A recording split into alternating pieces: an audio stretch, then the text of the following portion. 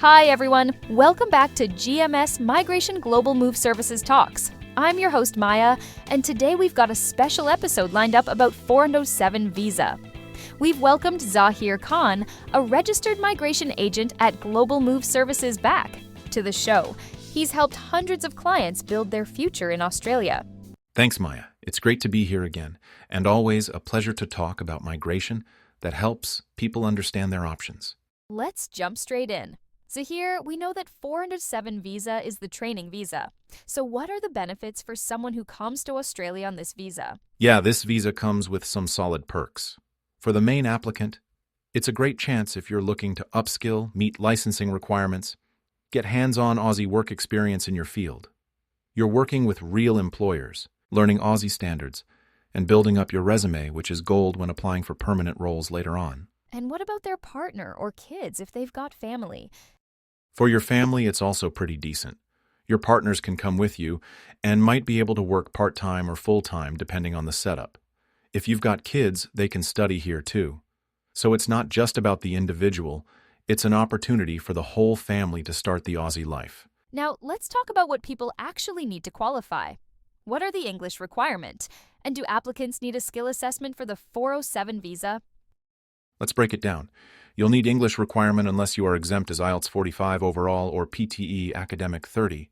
In relation to skills and qualifications, you need to show your recent relevant qualifications or 1 year full-time work experience in the last 2 years. Always, your occupation must be on the skilled occupation list, and the training must be relevant to your field. If you ask me whether or not the applicants need a skill assessment, I can say that for the 407 visa, a formal skill assessment is generally not required. Some employers may request it to verify capability, especially for trade roles. Zahir, following by the introduction of Training Visa 407, I received some questions from listeners. The first one I've got coming from someone who has just graduated, that, "Hi Zahir, I've just graduated from university in Australia, majoring in civil engineering, but I don't have work experience yet. Can the 407 visa help me gain experience with employers, or do I need to look at another visa?" The 407 visa is designed exactly for this. Your recent qualification can make you eligible, and you don't need work experience. If a sponsor is willing to provide a structured training plan, the visa helps you build experience, gain references, and improve future PR chances. All right, next question is from a hospital pharmacist overseas. "Hi, Global Move Services and Mr. Zahir. I am a hospital pharmacist from Bangladesh. I managed to achieve KPS for pharmacists, but I don't have much experience yet. At the moment, only have 6-month experience. What should I do to get an Australian visa? Do I need to get a job first to gain experience in the field?" Congratulations on passing CAPS. You don't need to be employed in a full-time job first. If you can find a sponsor to provide supervised training, the 407 visa is ideal. It allows you to complete your supervised internship in Australia, register, and eventually apply for PR through skilled or employer-sponsored visas. Well, here's one more that'll resonate with a lot of recent grads. "Hi Zahir, I recently graduated with a degree in information technology from an Australian university, but I haven't landed any jobs yet. I'm currently still on student. Visa valid up to the next 3 months. I am considering between 485 visa or 407 visa for the next application. Can you guide which best for my case?" Generally, if you are still holding student visa, you should be aware that the temporary graduate visa, subclass 485, can only be lodged within 6 months after the finish date of your course. It is noted that the age limit for 485 visa application will be not exceeding 35 years old, and you need to achieve an overall IELTS score of 6.5 with no less than 5.5 in all components. As you have 3 months remaining for the current visa, if you fulfill all requirements of 485 visa, you can lodge from now on.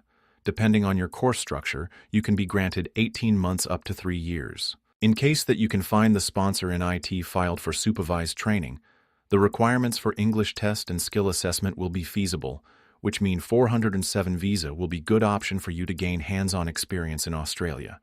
Normally, after 407 visa, people continue to apply for 482 visa. To consult further your case, you can send me detailed information so that I can tailor the visa option for you. So far, many listeners have questioned that how do they actually find these employers? That's looked like the big mystery. Can you give the breakdown to follow? I have to say that it's not like there's a big 407 sponsor wanted sign out there, right? But here's the secret. It's all about targeted outreach and your presence. The applicants should conduct a research first. For example, looking for industries that regularly use the 407 visa, including healthcare, pharmaceuticals, aged care, hospitality, early childhood education, IT, and trades. Then you look for employers who are already legally approved sponsors. You can actually search the register of approved sponsors on the Home Affairs website, as it's a free list from the government.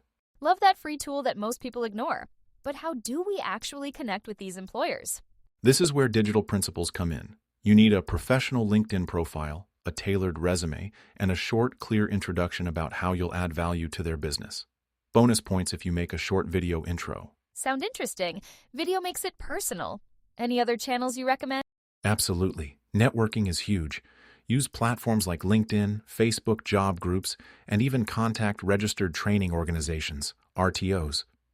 Some RTOs have partnerships with employers who regularly sponsor. Also, look at industry-specific job boards. For example, Aged Care Online or Hospitality Jobs Australia. What about cold emailing? Does that still work? It does, but only if done right. You need to personalize your email showing that you've researched the company, then explain why you want to train with them and how it aligns with their business goals. Remember to attach your well-prepared resume and ask for a short meeting or phone call if possible. All right, Zahir, this has been so insightful. Just before we sign off, can you give our listeners a quick recap of 407 visa key points? The 407 training visa is fantastic for those looking to upskill and gain Australian experience with no skill assessment required, in most cases.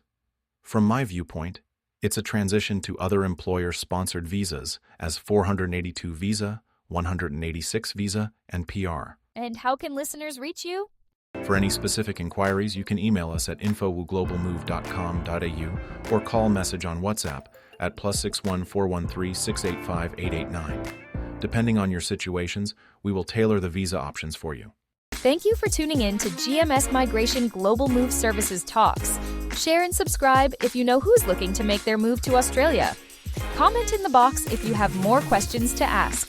You can also head to Facebook and YouTube channel at GMS Migration Global Move Services or website www.globalmove.com.au. Until next time, stay focused, stay hopeful, and keep moving forward. See you